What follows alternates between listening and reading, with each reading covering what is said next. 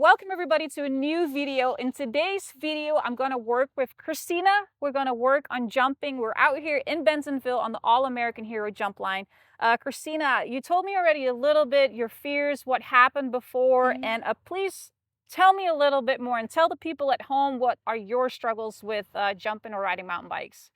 So basically with jumping, I feel like I'm almost scared to get it right. I'm scared to succeed. Okay. I can do little drops, so I know I can land. Yeah. But I think I'm worried about getting the takeoff right so I can land great. And my timing needs help too. Okay. So. And you said something about getting bucked here before and had a crash. Yes.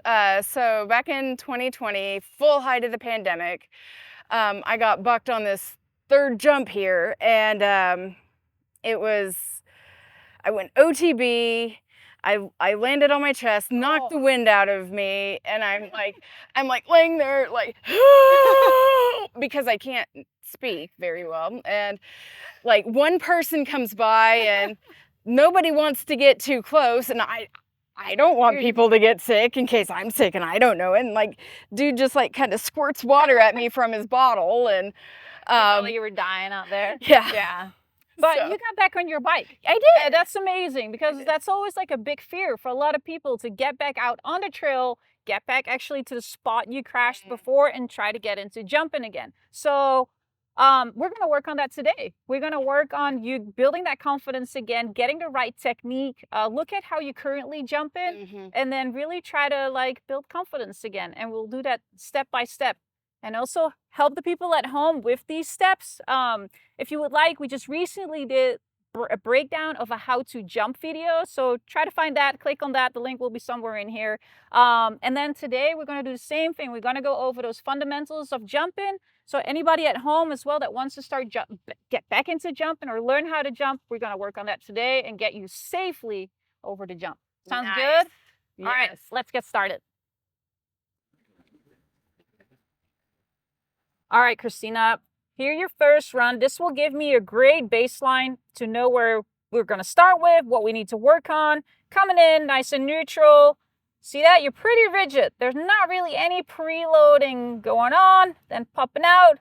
See that? Hips are shifting back. We often see that with a lot of people. As soon as the wheel's trying to leave the ground, we're going to put our butt back. We're like, we're not sure what to do, and that's when we get bucked. So we're really going to work on that.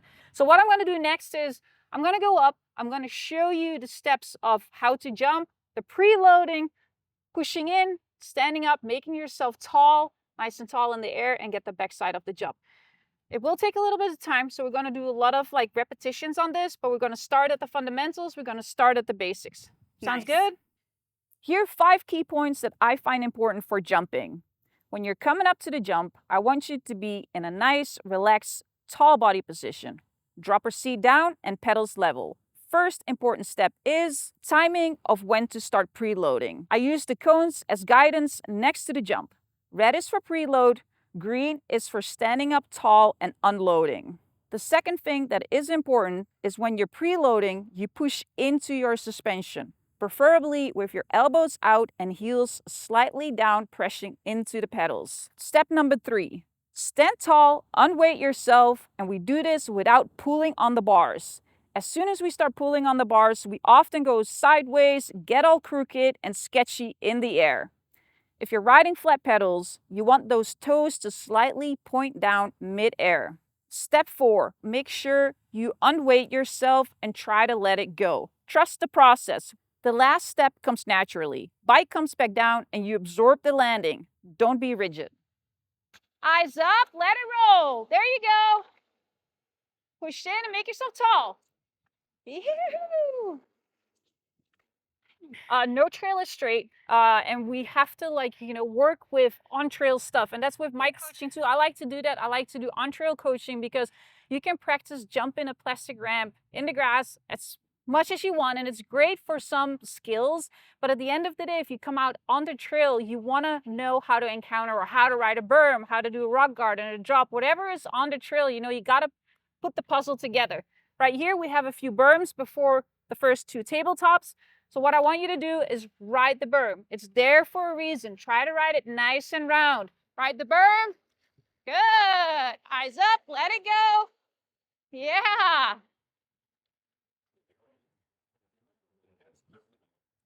We still got to work on making sure we keeps making ourselves tall and not shift the hips back too far. Again. They shift slightly, not as much as in the beginning. It's a lot better. You're coming up taller, but the hips are shifting back a little bit. That's why it's a little bit nose heavy. But it is looking a lot better. Yeah, there it is. Yeah. Okay, one of the things that I really want to highlight today is that a lot of people struggle with what to do with the hips and shifting their hips back. And it's something that is not easy to change, but we really need to focus on getting up taller and moving the body up. What we see today a lot is the hips are moving back. We're kind of crouching in the bike, or the first thing we do is pushing the hips back, what often results in kind of like getting bucked or just double bounce when we don't make the jump. It takes a little bit of practice, but also when you're doing this at home, really focus on preloading, pushing the bike in. That's how you build up that pressure, and then you try to come out and you stand up tall.